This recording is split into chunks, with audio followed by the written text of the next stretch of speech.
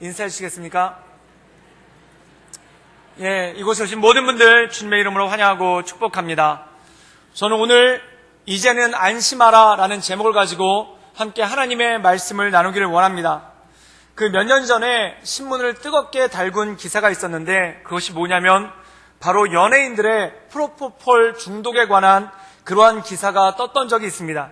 유명한 여배우 4명이 1년에 걸쳐서 거의 1년 동안 거의 100회 이상의 프로포폴을 투약을 받은 그러한 일이 있어서 경찰서에 조사를 받은 그러한 사건이 있었습니다. 이 프로포폴은 색깔이 우유처럼 하얗다고 해서 일명 우유주사라고 불리우기도 하는데 그 수면 내시경 같은 것을 할 때 수면 유도제로서 쓰이는 그러한 약물입니다.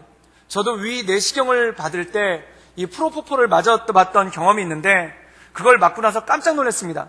그 이유가 뭐냐면 약 20분 정도 이 프로포폴을 맞고 나면은 한 20분 정도 잠을 자게 되는데 그때 이 20분을 자고 일어나니까 온몸이 얼마나 가볍고 개운한지 마치 몇 시간을 푹 잔 것 같은 그러한 느낌을 받더라는 것입니다. 근데 이 프로포폴이 위 내시경이나 이런 일들을 할 때 의료용으로만 쓰여야 되는데 이것을 의료용으로 쓰이지 않고 다른 용도로 쓰시는 분들이 있었다는 겁니다. 그 용도가 뭐냐면 잠이 부족하신 분들이 짧은 시간 동안에 푹 자고 싶어서 이 프로포폴이라는 주사를 맞는 일들이 굉장히 많았다는 것이죠. 그래서 몇몇 연예인들이 일정이 바빠서 잠을 잘 못 자니까 이 프로포폴을 상습적으로 맞고 잠을 자는 그러한 일들이 있었다는 것입니다. 그런데 이것이 별다른 단속이 없다가 2009년도에 이 마이클 잭슨이라는 유명한 미국 가수가 죽었는데 그 사람의 사인이 이 프로포폴이라는 약물의 과다 그 복용 때문에 죽었다라는 그러한 기사가 났고요. 그 다음에 2012년도에 우리나라 한 산부인과에서 한 여성이 죽었는데 그 이유가 뭐냐면 역시 프로포폴을 과다로 투약받아서 죽었다는 겁니다. 근데 정상적인 의료행위를 통해서 이 여인이 프로포폴을 주사 맞은 게 아니라 불법적으로 그냥 주사를 맞다가 죽었기 때문에 그 병원 의사가 이것이 걸릴까봐 두려워서 시체를 유기하는 일까지 있어가지고 굉장히 큰 사회 문제가 됐었죠. 그래서 그 이후로 경찰이 이 프로포폴 불법 투약에 대해서 조사를 하기 시작했는데 놀랍게도 연예인뿐만 아니라 굉장히 많은 사람들이 이 프로포폴에 중독되어 있는 그러한 모습을 발견했다는 겁니다. 그래서 어떤 사람의 경우는 3년 동안 약 2억이라는 돈을 써가면서 이 프로포폴을 주사 맞은 일이 있었고 또한 어떤 사람은 병원에 몰래 들어가가지고 이 약물을 훔치다가 걸리는 그러한 일도 있었다고 합니다. 그런데 왜 이렇게 프로포폴에 사람들이 중독되는가를 알아봤더니 이 프로포폴이 어떤 마약처럼 환각작용이 있거나 또는 다른 용도가 있는 것은 아니라고도 얘기합니다. 그런데 왜 이 약을 투약받는가를 얘기를 들어봤더니 그 이유 중에 많은 사람들이 잠을 한번 깊이 자보고 싶어서 잠을 한번 개운하게 푹 자보고 싶어서 이 약을 투약받는다라는 그러한 사람들이 굉장히 많았다는 것입니다. 그래서 한 신문사에서 기획기사를 냈는데 그 제목이 뭐냐면 대한민국 불면공화국이라는 이름으로 이 기사가 나온 적이 있습니다. 그런데 그 기사에 보면은 놀랍게도 우리나라 사람들 가운데 잠을 잘 이루지 못해서 고생하는 사람들이 굉장히 많다는 겁니다. 그래서 불면증 진단을 받아가지고 병원에서 약을 먹는 사람도 있지만 그렇지 않고 그냥 잠을 제대로 이루지 못해서 밤새 뒤척거리는 사람들이 생각보다 굉장히 많더라는 것입니다. 그 한 예 중에 하나가 뭐냐면 우리나라에서 가장 재밌는 프로그램의 방영 시간대가 언제냐면 밤 11시에서 새벽 1시까지입니다. 그래서 케이블 TV를 보면은 가장 재밌는 영화를 밤 11시에서 새벽 1시까지 틀어주고 그 다음에 우리나라 이른바 예능 프로그램이라고 하는 굉장히 유명한 연예인들이나 코미디언들이 나와서 하는 프로그램들이 밤 11시부터 새벽 1시까지 하는 경우가 굉장히 많더라는 것입니다. 그럼 왜 이렇게 남들이 자야 되는 시간에 가장 재밌는 프로그램을 하냐면은 그때 잠을 이루지 못해서 리모컨을 가지고 텔레비전을 돌려보시는 분들이 굉장히 많더라는 겁니다. 또 재밌는 통계가 하나 나왔는데 남자분들 중에 침대에서 잠을 안 자고 소파에서 잠을 드는 경우가 있는 분들이 굉장히 많더라는 거예요. 그 이유가 뭐냐면 잠이 안 와서 소파에서 리모컨을 가지고 텔레비전을 뒤적거리다가 그 소파에서 그냥 잠들어 버리는 경우가 굉장히 많다라는 것이죠. 그래서 불면공화국 중에 특징이 하나가 뭐냐면 밤이 늦도록 잠을 이루지 못하는 사람들이 많다는 겁니다. 또 어떤 분들 가운데는 저녁에 일찍 잠드는데 새벽 2시경이나 새벽 3시경에 눈을 뜨면은 그 이후로 잠을 이루지를 못한다는 거예요. 그래서 밤새 뒤척거리는데 아침 날 밝을 때까지 굉장히 고통스럽게 뒤척거리는 그런 경우가 굉장히 많더라는 것입니다. 그러다 보니까 밤에 깊이 잠을 자지 못하니까 어떤 일이 생기냐면은 낮에 피곤하더라는 겁니다. 그래서 낮에 피로를 호소하고 낮에 졸리움을 호소하는 분들이 굉장히 많다는 것이죠. 우리나라 작년 커피 소비가 10조라고 합니다. 그 커피를 많이 먹는 이유 중에 하나가 커피가 맛있어서, 또한 커피를 즐겨서 먹는 분들도 굉장히 많지만 낮에 피곤해가지고 그 피곤을 이기지 못해서 커피를 먹는 경우가 굉장히 많다는 것이죠. 그 피곤하다는 이유가 바쁜 일정 때문에 일을 많이 해서 피곤한 경우도 있겠지만 어떤 경우에는 밤에 잠을 설쳐서, 어떤 경우에는 밤에 제대로 잠을 이루지 못해서 낮에 피곤함을 호소하는 그러한 분들이 굉장히 많다는 것이죠. 그래서 낮에는 졸려워서 그것 때문에 힘들어하고 밤에는 정작 잠이 오지 않아서 뒤척거리는 그러한 일들이 굉장히 많다는 것입니다. 그럼 왜 이렇게 잠을 못 자는가? 왜 이렇게 새벽에 뒤척거리고 잠을 제대로 못 자는가? 그 이유가 뭐냐면은 생각이 많아서, 머릿속이 복잡해서 잠을 제대로 이루지 못하더라는 것입니다. 바로 고민이 많아서, 마음에 염려가 많고 마음에 걱정이 많아서 잠을 제대로 자지 못하는 그러한 경우가 많다는 것이죠. 그래서 왜 이렇게 고민이 많습니까? 라고 물어봤더니 가장 큰 이유 중에 하나가 내 뜻대로, 내 의지대로 되는 것이 하나도 없어서 마음 가운데 고민이 많다라고 응답하신 분들이 굉장히 많더라는 거예요. 그럼 무엇이 그렇게 고민스러운가? 첫 번째, 세상 돌아가는 것을 보면은 잠이 오지 않는다는 것입니다. 어떻게 세상 일들이 그렇게 내 생각과 반대로 돌아가고 있는지, 어떻게 세상의 일들을 가만히 보면은 내 생각과 정반대로 이루어져서 이러다 세상 큰일 나는 거 아닌가? 정말 이러다 세상 끝장나는 거 아닌가? 그래서 어떤 분들은 말세다 말세라는 말을 입에 붙이고 사시는 경우가 굉장히 많습니다. 그 이유가 뭐냐면 세상 돌아가는 꼴을 보니까 정말 큰일이 날 것 같고 정말 내 생각과 정반대로 움직이는 그 세상을 보면서 불안한 마음을 감출 수가 없다는 것이죠. 또 어떤 분들은 자녀들 문제를 생각하면은 잠이 잘 오지 않는다는 것입니다.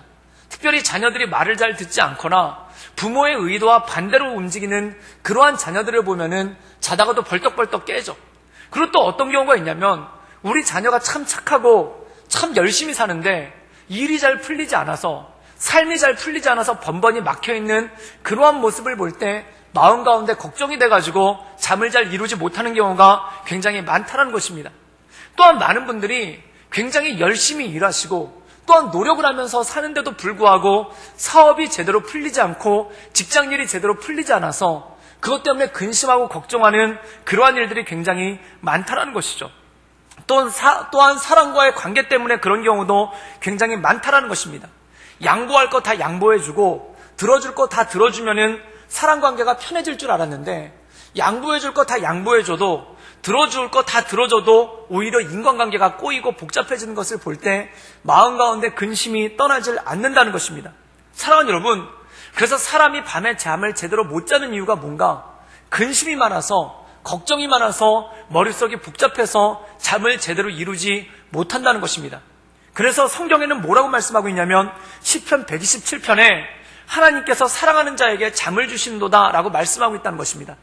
혹시 밤잠을 이루지 못해 뒤척거리시는 분들이 있다면, 또한 밤잠을 이루지 못해 새벽부터 눈을 뜨고 뜬 눈으로 밤을 지새우시는 분들이 있다면 하나님께서 그 마음을 지켜주셔서 모든 불면증으로부터, 모든 밤잠을 설치는 것으로부터 해방되실 수 있기를 주님의 이름으로 축원합니다.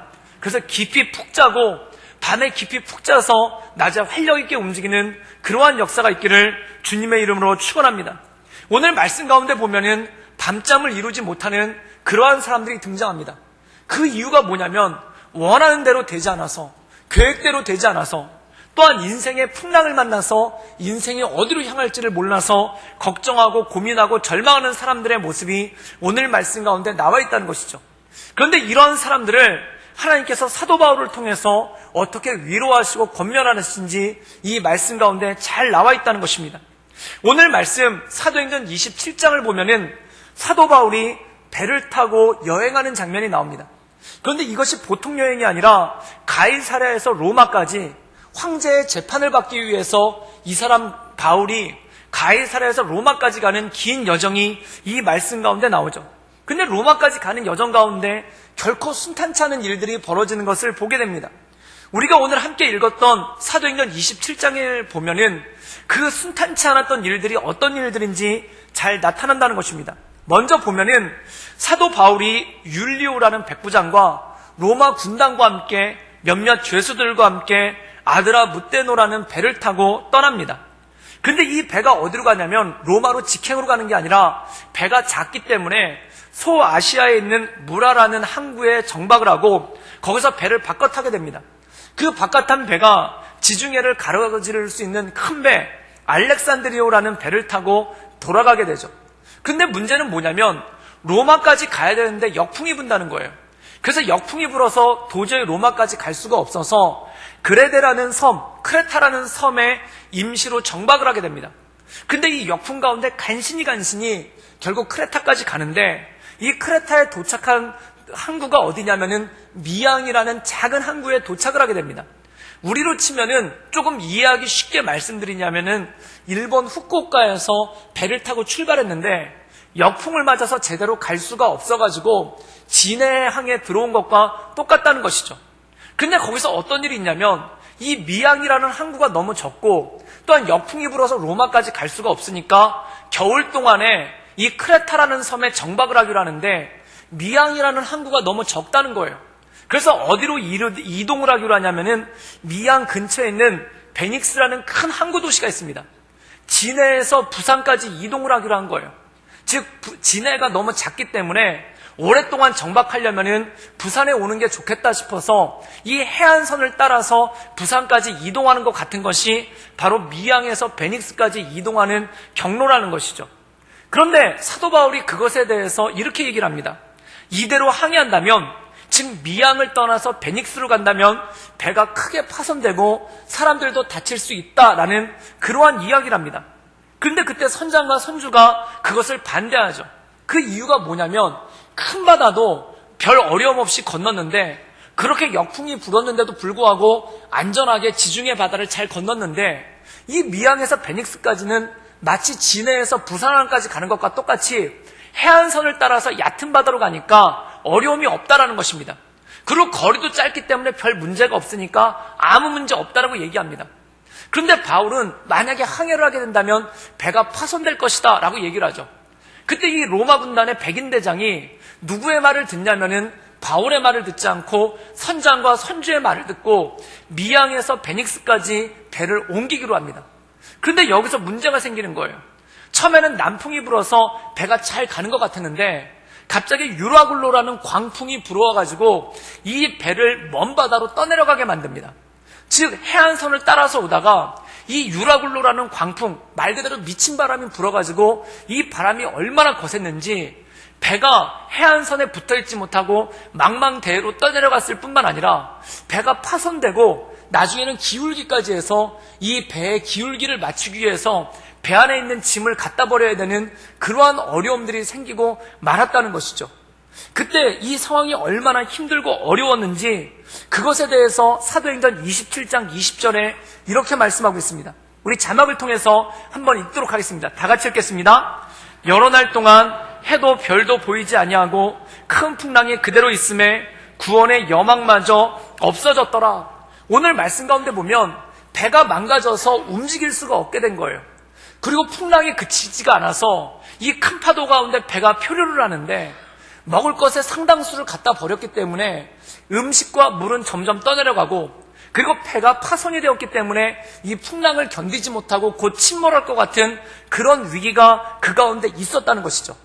근데 이 상황이 얼마나 절망적이었냐면 여러 날 동안에 해와 별도 보이지 않았다. 우리가 어느 위치에 있는지 도대체 파악할 수가 없었다는 겁니다. 또 하나가 뭐냐면 큰 풍랑이 그대로 있음에 구원의 여망마저 사라져버렸다는 것이죠.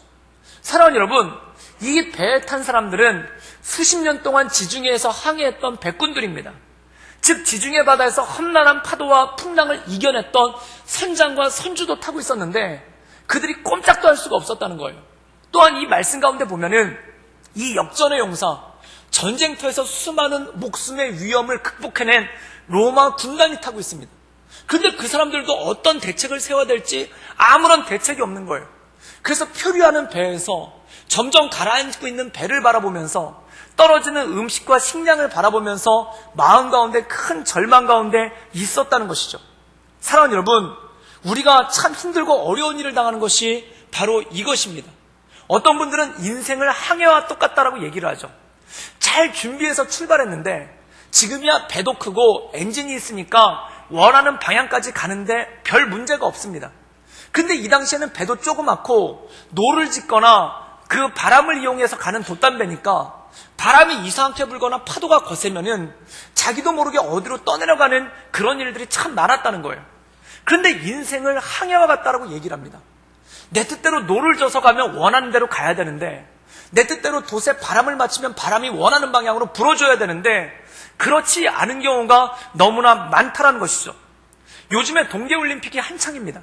그런데 제가 좀 유심히 보는 경기 중에 하나가 피겨스케이팅이라는 게 있는데, 이 피겨스케이팅은 김연아 선수 때문에 굉장히 우리나라에서도 인기가 많죠. 근데 이 경기는 특별한 점이 있습니다. 그게 뭐냐면 다른 경기는 다른 사람들과 경쟁하는 일이 참 많아요. 스피드를 논하거나 같이 출발해서 누가 먼저 들어오냐를 놓고 논하는 경기가 많은데, 이 피겨스케이팅의 특징은 뭐냐면 자기 스스로와의 싸움이라는 겁니다. 정해진 동작이 있어요. 그 정해진 동작을 놓고 이 국가대표로 뽑힌 사람들, 얼마나 기량이 출중한 사람들입니까? 이 사람들이 수년 동안 수만 번에 걸쳐서 반복적인 연습을 하는 것이 피겨스케이팅입니다. 즉, 똑바로 있는 빙판 위에서 자기의 기량을 다해서 수년 동안 수만 번을 반복해서 연습한 선수들이 그 빙판 위에 서요. 그럼 그렇게 기량이 뛰어난 선수들이 그렇게 많이 연습을 해서 했는데 모두가 잘해야 될 거 아닙니까? 근데 어떤 선수는 실수를 해서 넘어지기도 하고 어떤 선수는 발을 헛디뎌서 중심을 잃어버리기도 해요. 그렇게 수만 번, 그렇게 수년 동안 연습을 했는데도 불구하고 그것에 실패하고 넘어지는 경우가 얼마나 많습니까? 그렇게 열심히 노력했는데 그 재능을 가지고 그렇게 애썼는데도 불구하고 뜻대로 되지 않을 때가 참 많더라는 것입니다. 사랑하는 여러분, 제가 아는 어떤 학생 중에 하나는 공부를 잘해요. 그래서 정말 대학을 가기 위해서 수년 동안 열심히 공부를 했어요. 하루에 4시간 이상을 잠자지 않으면서 늘 부족한 잠을 이끌고 하루에 14시간 넘게 그렇게 공부를 했습니다. 그런데 막상 수능 당일날 시험을 보러 갔는데 2교시 때 위경련이 일어난 거예요. 그래서 2교시 때 위경련이 일어나가지고 시험을 보다 중간에 쓰러졌어요. 그래가지고 병원으로 실려가는 바람에 결국 시험을 못 봤죠. 이게 얼마나 허망한 일입니까? 그렇게 열심히 노력하고 열심히 애썼는데 뜻하지 않은 광풍이 불어와가지고 그 시험을 실패할 수밖에 없는 거예요. 또 제가 아는 청년 중에 하나는 미대를 가려고 준비를 하고 있었는데 이 실기시험을 보지 않습니까? 근데 실기시험을 볼 때 과제가 있대요. 어떤 경우에는 이 아그리파 흉상을 놓고 그림을 그리는 경우가 있고, 또는 사과 같은 걸 놓고 그림을 그리는 경우가 있고, 또는 그 컴퓨터 자판이나 또는 카메라 같은 걸 놓고 그림을 그릴 때가 있다는 거예요. 그런데 그걸 몇 가지를 나올 걸 예상을 하고 그걸 준비해서 그림을 그리는데, 이 친구는 카메라가 나올 걸로 예상을 하고 그거를 준비를 했다는 거예요. 그런데 진짜 시험을 보러 갔더니 카메라가 나왔더라는 거예요. 그래서 그걸 그리기만 하면 되는데, 정말 수천 번도 더 연습을 했기 때문에 그리기만 하면 되는데, 그런데 갑자기 손이 떨려가지고 이 손이 떨리기 시작하는데 도저히 연필을 잡을 수가 없고 그림을 그릴 수가 없더라는 거예요. 그래가지고 그것 때문에 실패를 했다는 거예요. 제가 그 얘기를 이해하는 게, 저도 호주에 살 때 비자를 때문에 IELTS라는 영어 시험을 본 적이 있습니다. 이 시험이 4과목인데 말하기, 듣기, 읽기, 그리고 마지막이 쓰기예요. 근데 60분 동안 글을 2개를 써야 되는데 150단어를 가지고 편지를 하나 써야 되고 250단어를 가지고 조그만 미니 논문을 하나 써야 되는 거예요. 그러면 주제를 정해주면 이것에 대해서 편지를 쓰십시오. 그리고 이 주제를 가지고 논문을 쓰십시오. 그럼 그걸 150단어, 250단어를 가지고 써야 되는데, 저도 그것 때문에 연습을 많이 했거든요. 근데 진짜 아는 게 나온 거예요. 그래가지고 쓰기 시작하는데 손이 떨리기 시작하는데 연필을 잡으니까 답안지에 손이 떨려가지고 쓸 수가 없는 거예요. 그래서 이 손을 진정을 시키려고 5분 동안 제 손을 꼭 붙잡고 있었던 그러한 적도 있었습니다. 예측할 수 없는 상황 아닙니까? 그렇게 준비했는데, 그렇게 철저하게 준비했는데 예측하지 못한 광풍이 불어와가지고 넘어지고 쓰러지는 거예요. 어떤 청년 하나는 성악을 전공을 하려고 준비를 했습니다. 그래서 실기시험을 보려고 들어갔는데, 들어가기 전에 물을 한 잔 마셨는데 그 물이 사례가 들린 거예요.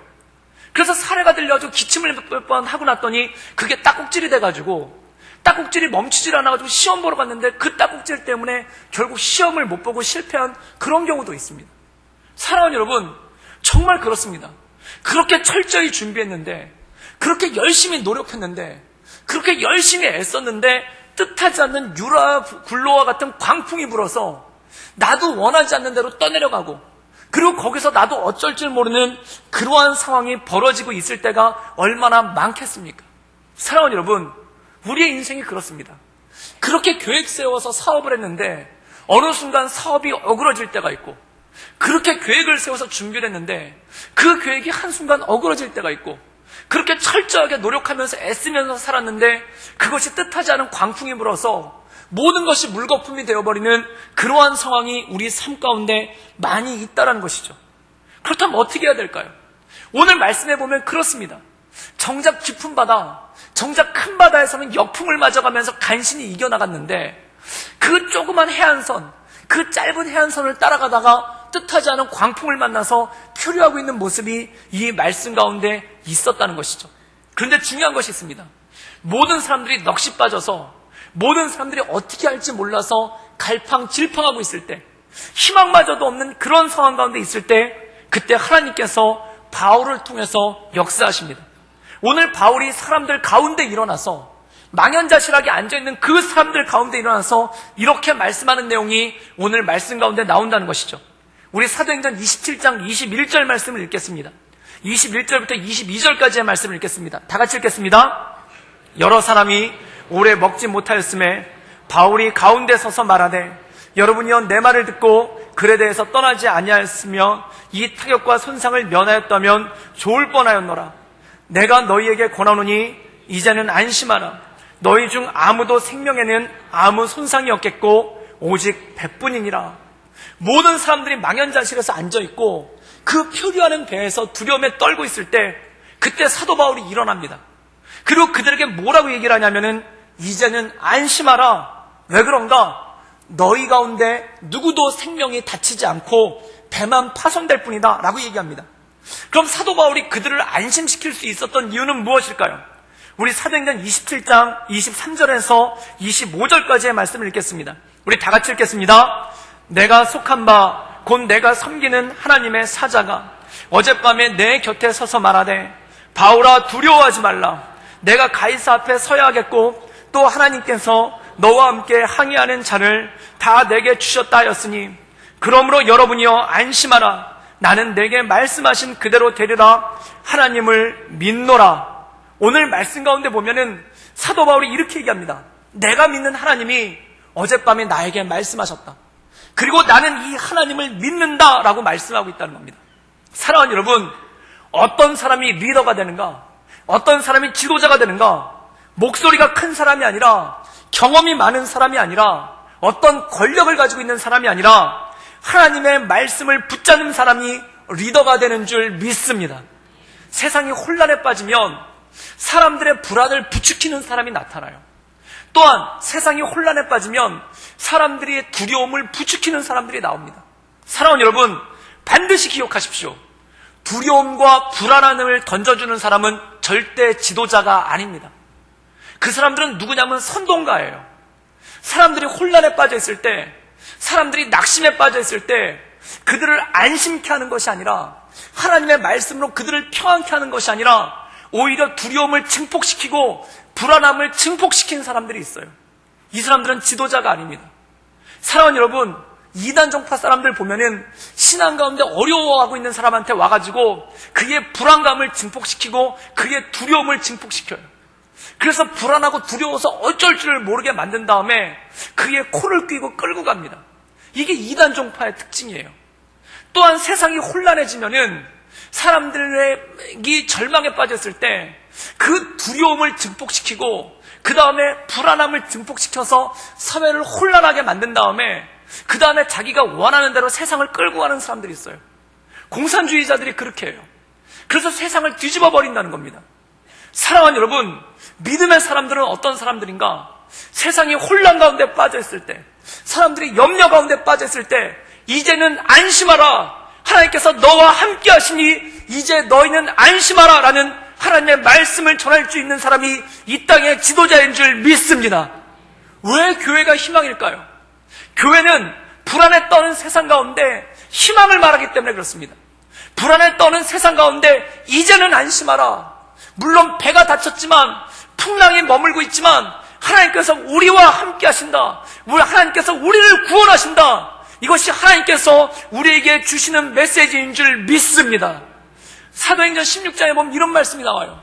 주 예수를 믿으라. 그리하면 너와 내 집이 구원을 얻으리라고 말씀합니다. 모든 가족들이 불안해하고 있어요. 모든 가족들이 두려워하고 있어요. 그런데 그때 예수님을 믿는 사람들이 일어나서 이제는 안심하라.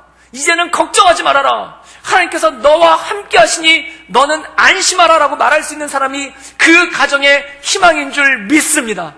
사랑하는 여러분, 기도한 사람들의 특징은 무엇인가? 불안한 일이 생겼을 때, 두려운 일이 생겼을 때 사람들에게 하나님의 말씀을 전하며 안심시키는 사람, 사람들에게 하나님의 말씀을 선포하며 안심시키는 사람이 바로 하나님의 사람이요 리더인 줄 믿습니다. 때로 이런 경우가 있어요. 자녀들이 일이 잘 풀리지 않고 학교에서 떨어지고 낙심하고 돌아올 때 이 자녀들보다 더 두려워하시는 분들이 있어요. 자녀들보다 더 염려하시는 분들이 있어요.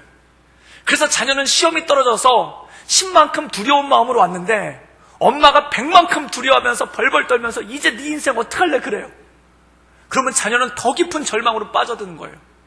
사랑하는 여러분, 자녀들이 실패하고 넘어져서 두려운 가운데 머물러 있을 때 우리 부모님들 하나님의 말씀 가운데 온전히 설 수 있기를 주님의 이름으로 축원합니다.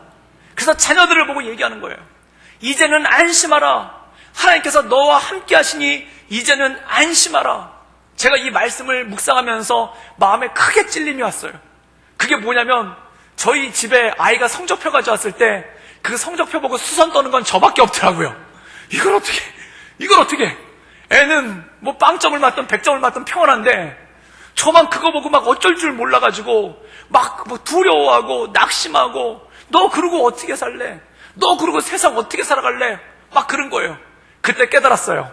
나는 우리 집의 지도자가 아니로구나. 지도자가 아니라 집안에 선동가더라고요. 시험을 못 보고 태연이 있는 애한테 막 뭐라 그래서 두려움을 증폭시키고 있더라고요.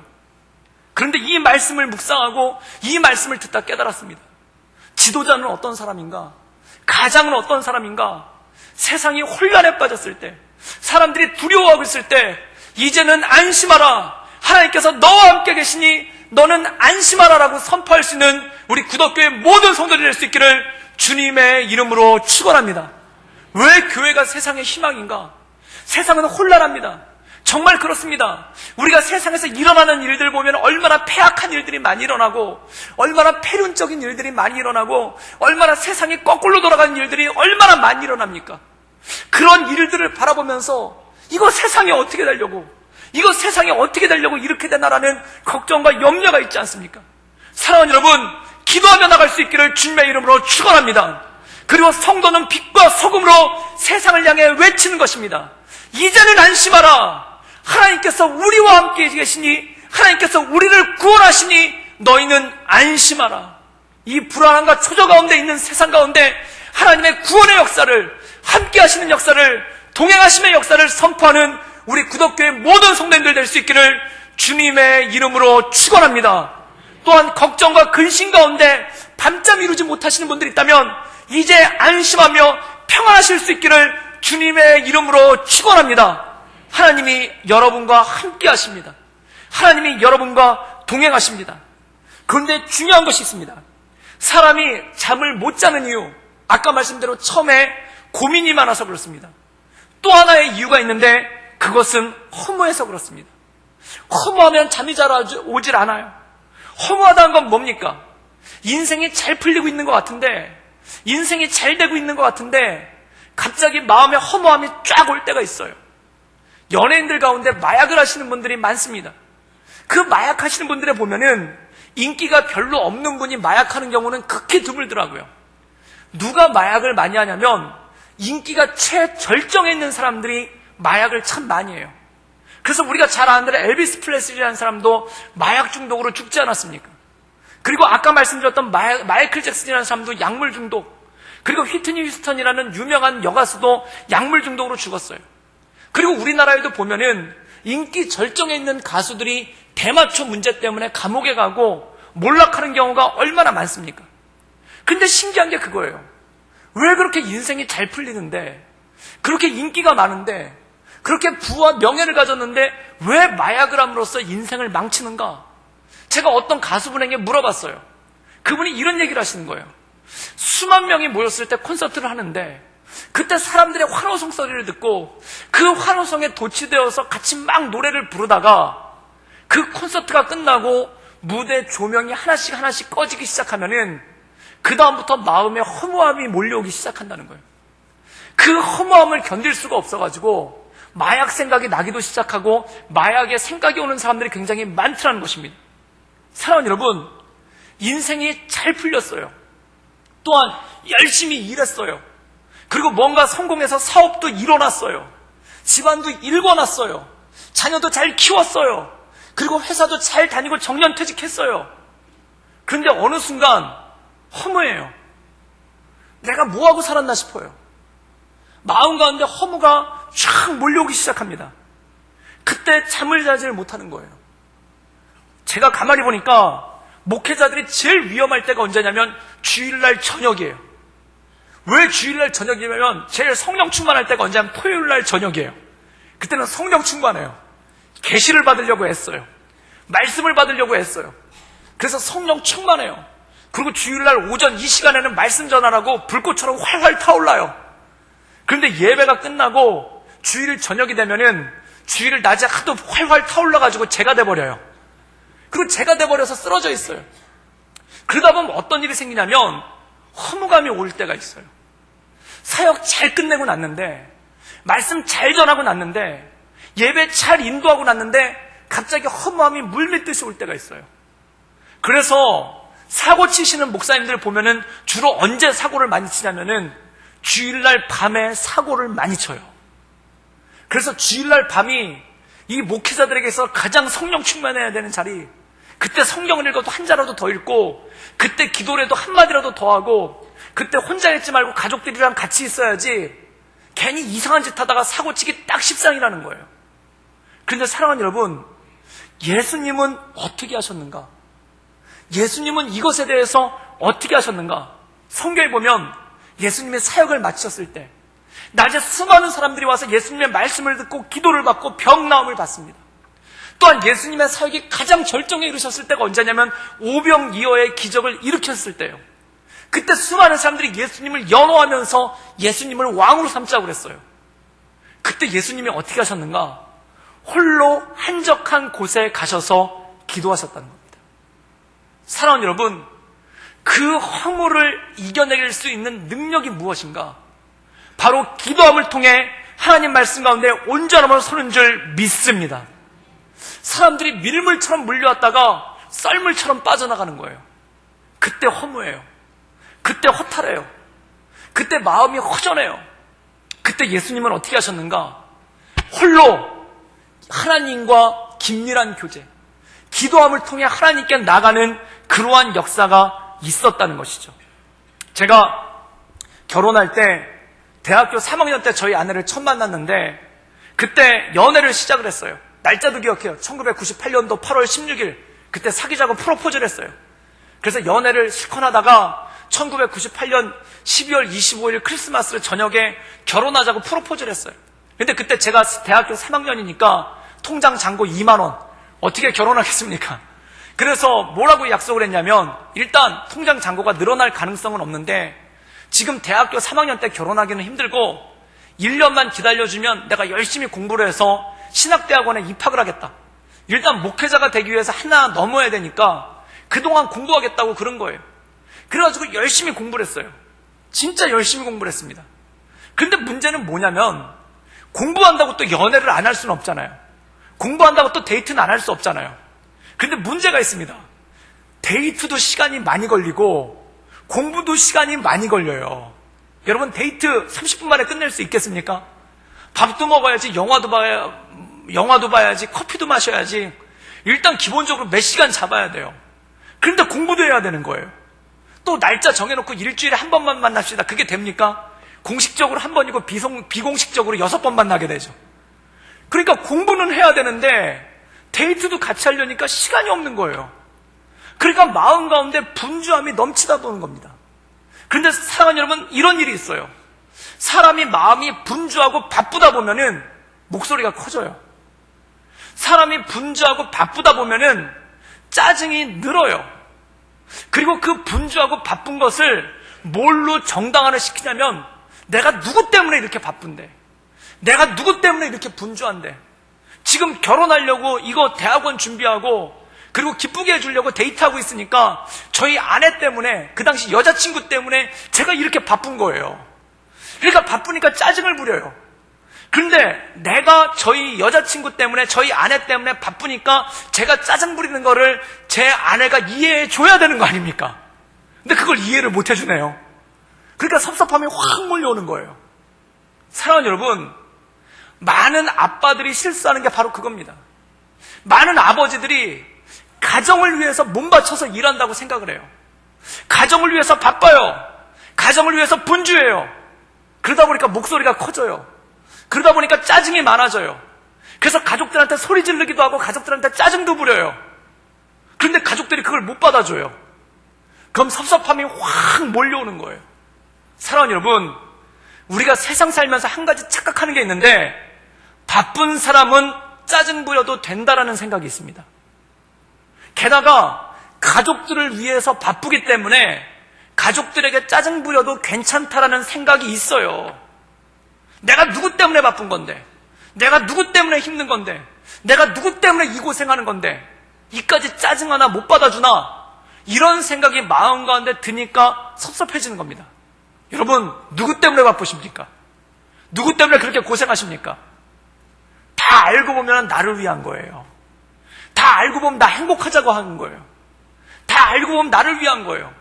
사실은 나를 위해서 바쁜 건데, 나를 위해서 분주한 건데, 그 짜증을 다른 사람한테 폭발을 할 때가 있다는 겁니다. 사랑하는 여러분, 교회에서도 마찬가지예요. 교회에서 사역하느라고 바빠요. 교회에서 사역하느라고 분주해요. 교회에서 사역하느라고 여러 가지 일들을 해요. 바쁘고 분주하면 목소리가 높아져요. 바쁘고 분주하면 짜증이 나요. 그래서 어느 순간 나도 모르게 성도들한테 짜증을 낼 때가 있고 성도들에게 소리를 지를 때가 있어요. 그런데 그걸 이해를 못 해줘요. 그걸 못 받아줘요. 그럼 섭섭함이 확 몰려오는 겁니다. 그리고 마음 가운데 이런 생각이 드는 거예요. 내가 누구 때문에 이렇게 사역하는데, 내가 누구 때문에 이렇게 바쁜데, 내가 누구 때문에 이렇게 힘든데, 누구 때문에 그렇게 바쁘겠습니까? 다 따지고 보면 나 복받자고 하는 거 아니겠습니까? 다 따지고 보면 내가 하나님 안에서 복받자고 하는 거 아니겠습니까? 그런데 소리를 지르게 되는 거예요. 그때 어떤 일이 생기기 시작하는가? 섭섭함이 확 몰려오면서 마음 가운데 허무함이 쫙 오기 시작하는 거예요. 내가 이러려고 이렇게 열심히 살았나? 내가 이러려고 이렇게 가족 부양 열심히 했나? 내가 이러려고 이렇게 교회 사역 열심히 했나? 내가 이러려고 이렇게 회사 일 열심히 했나? 이 생각이 마음 가운데 쫙 오기 시작한 겁니다. 그럼 허무해지고 허탈해지는 거예요. 그럼 나락으로 빠져버립니다. 뭘 해야 될지 알지 못하는 그런 일들이 생기기 시작합니다. 사랑하는 여러분, 바쁠수록 소리 지르지 말고, 바쁠수록 짜증내지 말고, 바쁠수록 기도할 수 있기를 주님의 이름으로 축원합니다. 예수님은 바쁘면 바쁠수록, 사역에 사람들이 밀려오면 밀려올수록 한적한 곳에 나가서 따로 시간을 내어 기도하고 하나님께 엎드렸다는 것입니다. 그래서 종교개혁자 마틴 루터는 이렇게 얘기했어요. 바쁘기 때문에 더 기도해야만 한다. 그리고 비라일벨스 목사님은 이것을 해석하면서 책을 썼는데 그 책 제목이 뭐냐면 바빠서 기도합니다. 사랑하는 여러분, 마음이 분주하고 바쁠수록 기도하며 나갈 수 있기를 주님의 이름으로 축원합니다. 지금 배가 떠내려가고 있습니다. 배가 광풍을 맞아서 떠내려가고 있습니다. 많은 사람들이 노도 져보고 밧줄도 땡겨보고 짐도 버려보고 난리를 쳤어요.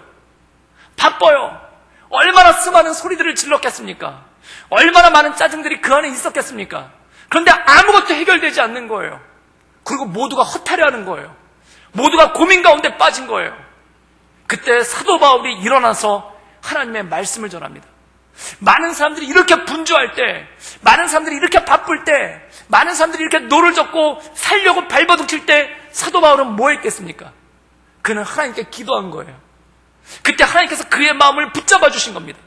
그리고 그를 통해 이제는 안심하라, 이제는 안심하라, 하나님께서 너희와 함께 하시니 하나님께서 너희들을 살려주실 테니 너희는 안심하라라는 이 희망의 메시지를 전할 수 있는 능력이 생긴다는 것이죠.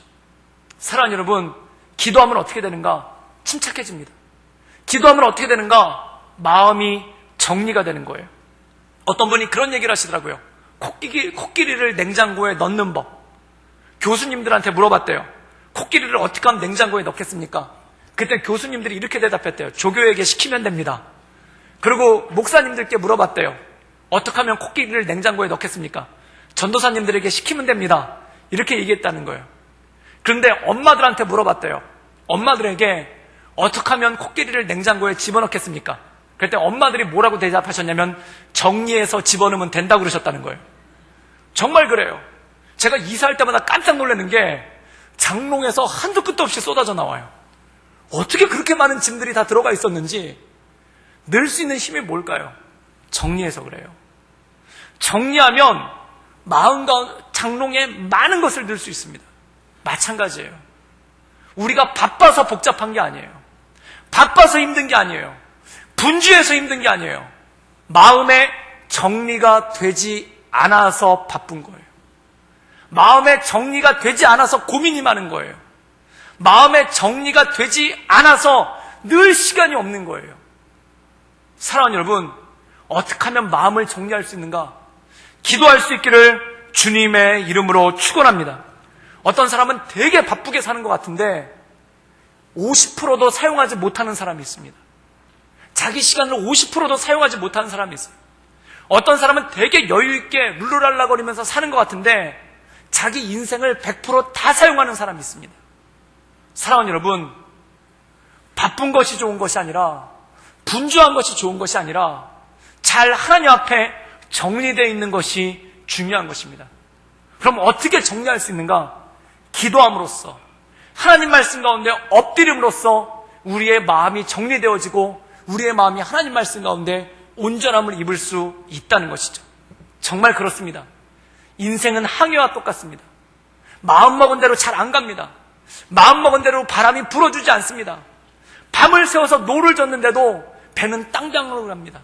그러다 유라굴로 강풍 같은 광풍이 한번 불어버리면은 뜻하지 않는 데서 표류하고 거기서 헤매는 거예요. 그때 마음이 복잡해져요. 마음이 바빠져요. 마음이 분주해져요. 그때 사랑하는 여러분, 주 앞에 기도함으로 엎드릴 수 있기를 주님의 이름으로 축원합니다.